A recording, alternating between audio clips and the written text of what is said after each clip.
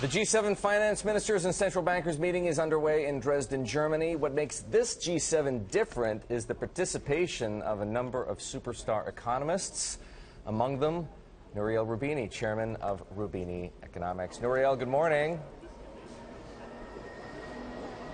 Good morning to you guys. Just checking our delay. Nouriel, here's a question for you. Why is it that you and a number of other economists, Larry Summers, for example, are participating for the first time, I believe, in a G7 summit of this nature? Is it because the finance ministers and the central bankers have run out of good ideas? No, I think they have good ideas, but I think there's been a great initiative by the finance ministry in Germany to have an input from people who are not just academics, but like myself or Larry Summers or Ken Rogoff and others have had also past policy experience. As you know, when policymakers get together, there is certain lingo and arguments, but sometimes having some food for thought coming from outsiders helps the discussion on important issues of growth, of financial stability, and about economic recovery. So if they've still got good ideas, what's the best one you've heard so far? Well, we're in a situation in which still we are in a new mediocre where growth recovery, both in advanced economies and emerging markets, is anemic. And I think you have to work along many parallel lines. First of all, countries have to do structural reform to increase their productivity growth and potential growth. However, in most advanced economies, there is also a slack both in goods and labor market, and there's an issue of lack of aggregate demand. So as you increase aggregate supply with reform, you have to also boost aggregate demand. And there is a debate ongoing within the policy community on whether that boost to aggregate demand should be occurring mostly through monetary policies that have become increasingly unconventional, like zero policy rates, negative rates, quantitative easing, forward guidance, or whether there is also room for fiscal policy. Maybe the pace of fiscal consolidation was too front-loaded. Maybe there is room with low interest rates to do the kind of right public investment and infrastructure projects that are needed in a digital economy. And therefore, there is an ongoing discussion on the relative merits of monetary versus fiscal policy. I'm sympathetic to the idea that while unconventional monetary policy will have to be continued, as you have low growth, high employment, and low inflation, there is also room for the right types of fiscal policy to boost aggregate demand. But there's a spectrum of views on these questions. Well, speaking of write-offs, Nouriel, where are we on Greece? Obviously, publicly, Greece says they are close to a deal with the IMF. European officials publicly say that's not true. They're not close. What is the conversation in the hallways like at Dresden? How close is Greece to striking a deal? Well, the Greeks are not here at Dresden because it's a G7 summit, but certainly Greece is going to be one of the matters that the governors and finance ministers are going to be discussing.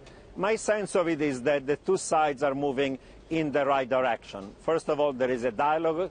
There is proposal on both sides. There are still differences, but those differences can be narrowed.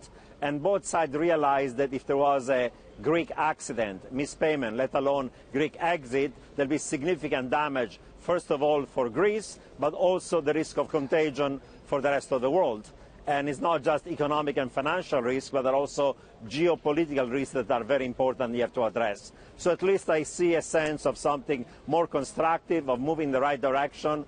I do expect that pots of money are going to be found in June to make sure that the 1.6 billion that is owed to the IMF is going to be paid between June 5th and 19th. And hopefully by the end of June there can be an agreement on deficit, on debt, on structural reform. It's going to be the condition for closing the review of the second program and the basis for a third program that Greece needs. So I'm constructively positive that we're going at least in the right direction. Nouriel, why shouldn't Greece just put capital controls in place right now? Because the bailout money is no longer giving Greece time to reform and restructure its economy. It's financing capital outflows in the form of deposits and other investments. Put the capital controls in place now, stop that from happening, and then, as Cyprus demonstrated, you can take them off at some point.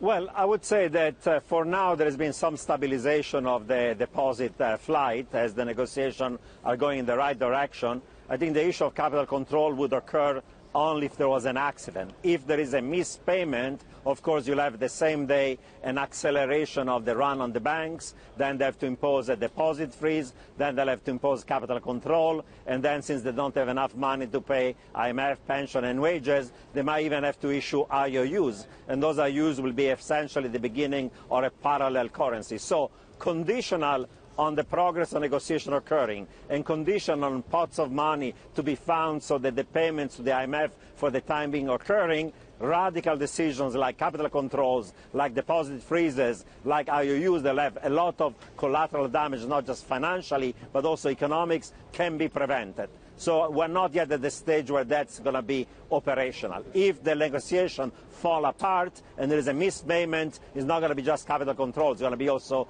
deposit freeze. But everybody realizes that's the beginning of a Greek accident that has lots of other collateral damage, not just for Greece, but potentially contagion also to financial market. You could have a risk-off episode in global financial markets where you have a correction, severe, not just in Greek and Eurozone equities, but also of global equity as the risk is off, and they'll have other financial consequences that nobody wants. So the best solution will be keep on negotiating, find pots of money to pay the IMF in June, find a compromise. It's good for Greece, it's good for Eurozone, will be good for the global economy and for financial markets. Nouriel, thank you for joining us this morning. Nouriel Roubini live from the G7 finance ministers and central bankers meeting in Dresden.